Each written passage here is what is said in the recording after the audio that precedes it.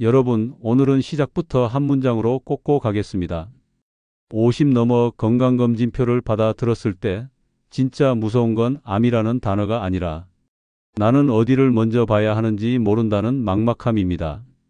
그리고 그 막막함 때문에 검사를 미루다 보니 몸이 보내는 작은 신호를 그냥 지나쳐 버리는 겁니다. 오늘 이 영상은 겁주려고 만드는 게 아닙니다. 딱 하나 기준을 드리려고 합니다. 50대 이후 남성에게 실제로 많이 발생하는 암 5가지를 순서대로 짚고 어떤 신호를 어느 시점에 어떤 검사로 확인해야 하는지까지 현실적으로 정리해 드리겠습니다. 끝까지 들으시면 건강검진을 받을 때 어디에 체크해야 할지 머릿속이 깔끔해질 겁니다. 먼저 순위를 바로 공개하겠습니다. 최근 국가암등록 통계 기준으로 남성에게 많이 발생하는 암의 큰 흐름은 전립선암, 폐암, 위암, 대장암, 간암 순입니다. 다만 연령대별로는 차이가 있습니다. 남성은 60대에서 70대 사이에는 전립선암이 특히 많이 보고되고 80대 이상에서는 폐암이 가장 많이 발생하는 것으로 제시됩니다. 그러니까 50대 이후 남성 건강은 결국 두 가지로 정리됩니다.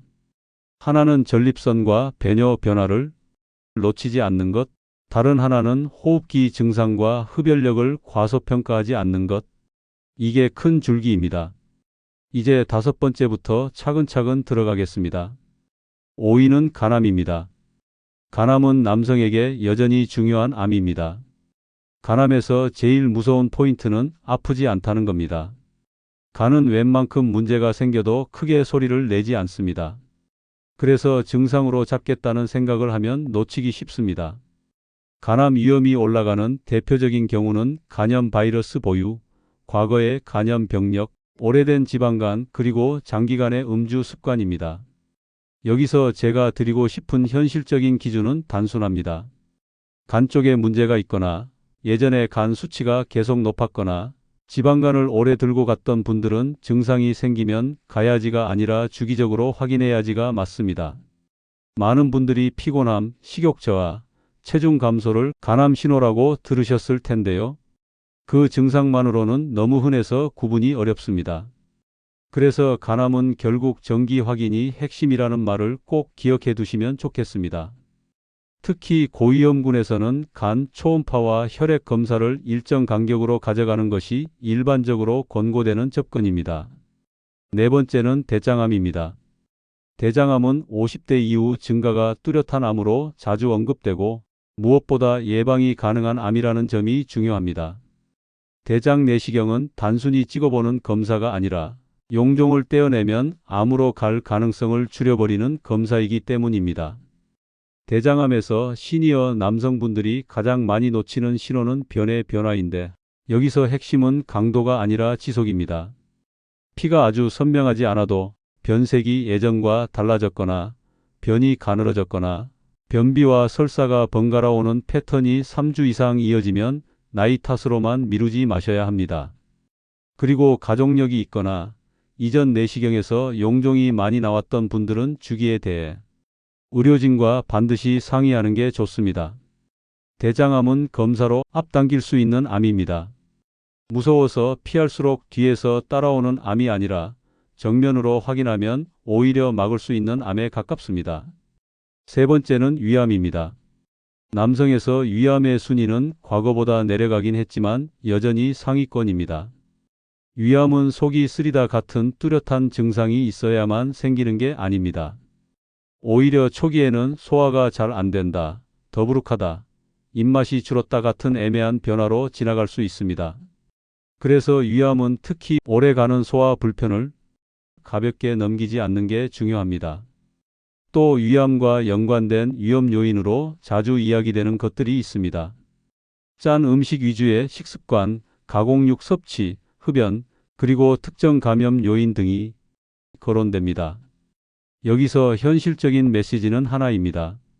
속 불편이 잠깐 왔다가 사라지는 건 누구에게나 있지만 예전과 다른 소화 불편이 계속되고 체중이 함께 줄거나 빈혈이 의심되는 상황이 같이 온다면 검사로 확인이 맞습니다. 50대 이후는 특히 증상을 참고 넘기기보다 검사로 정리하기가 삶이 편해지는 쪽입니다. 두 번째는 폐암입니다. 폐암은 특히 80대 이상에서 더 많이 나타난다는 통계 흐름도 있고 무엇보다 흡연력과 연관성이 큽니다. 그런데 여기서 오해가 하나 있습니다. 담배 끊었으니 끝났다. 물론 끊는 게 가장 중요합니다. 하지만 흡연력은 과거력으로 남습니다.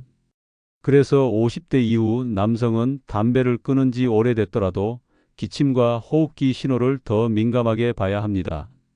폐암에서 중요한 기준은 기침의 세기가 아니라 기간입니다. 기침이 심하지 않아도 3주 이상 지속되면 확인해야 합니다. 가래에 피가 섞이는 일이 한 번이라도 반복되면 더 그렇습니다. 숨이 예전보다 찬 느낌이 지속되거나 이유 없는 체중 감소가 동반되거나 목소리가 한 달 가까이 쉬어있는 변화도 그냥 넘기지 않는 게 좋습니다. 폐암은 조기 발견이 예후에 큰 영향을 주는 암으로 널리 알려져 있고 고위험군에서는 흉부 X선보다 한 단계 더 보는 검사인 저설량 흉부 CT 검사가 논의되곤 합니다. 핵심은 한 가지입니다. 50대 이후 남성은 감기인 줄 알았는데 오래 간다는 패턴을 절대 가볍게 넘기지 마십시오. 그리고 마지막 1위는 전립선암입니다. 최근 남성 암 발생 순위에서 전립선암이 1위로 올라섰다는 게 핵심 포인트입니다. 전립선암이 무서운 이유는 단순합니다. 많은 분들이 소변이 약해지는 건 나이 들면 당연한 거라고 생각하기 때문입니다. 맞습니다. 전립선 비대증만 있어도 소변 줄기가 약해지고 밤에 화장실을 자주 가고 잔뇨감이 생길 수 있습니다. 그래서 전립선암은 더 교묘합니다. 암이 있어도 비대증처럼 보일 수 있습니다. 그럼 어떡하라는 거냐가 아니라 기준을 세우면 됩니다. 50대 이후 남성에게 전립선은 불편하면 참는 장기가 아니라 정기적으로 확인해 두면 마음이 편해지는 장기입니다. 전립선암은 혈액 검사에서 특정 수치를 확인하는 방식이 널리 쓰이고 그 수치 하나만으로 암을 확정하는 게 아니라 추적과 추가 평가를 통해 판단합니다. 여기서 중요한 건 과잉 공포를 만들지 않는 겁니다. 전립선암은 진행 속도가 느린 경우도 많아서 어떤 경우는 적극 치료가 아니라 경과 관찰로 관리하는 선택지도 논의됩니다. 그러니까 전립선암은 발견 끝이 아니라 발견 선택지가 생김에 가깝습니다. 늦게 알아서 선택지가 줄어드는 게 문제지 일찍 알아서 선택지가 늘어나는 건 오히려 좋은 일입니다. 오늘 알아본 5가지 암을 다시 한번 정리해 보겠습니다. 50대 이후 남성에게 많이 발생하는 암의 큰 흐름은 전립선암, 폐암, 위암, 대장암, 간암입니다. 그리고 이 5가지의 공통점은 초기 신호가 대단히 드라마틱하지 않다는 겁니다. 피곤함, 소화 불편, 기침, 배변 변화, 소변 변화. 너무 흔해서 넘기기 쉬운 변화들이죠. 그래서 50대 이후의 건강관리는 공포로 하는 게 아니라 점검으로 하는 것입니다. 몸이 보내는 신호를 무시하지 않고 나에게 맞는 검사 루틴을 정해두는 것. 이게 핵심입니다. 다음 시간에는 50대 이후 남성 암 발생률 1위를 차지하는 전립선암에 대해 집중적으로 다뤄보겠습니다. 소변이 약해졌다고 해서 모두 암은 아닙니다. 하지만 그냥 넘겨도 되는 변화만은 아닙니다. 전립선암의 초기 신호는 무엇인지, 그 혈액 검사는 언제 받아야 하는지, 치료가 반드시 필요한 경우와 경과 관찰이 가능한 경우의 차이까지 구체적으로 말씀드리겠습니다. 오늘 이야기가 막연한 두려움을 줄이고 내 건강검진의 방향을 정하는 데 도움이 되셨다면 이 채널을 구독해 두셔도 좋겠습니다.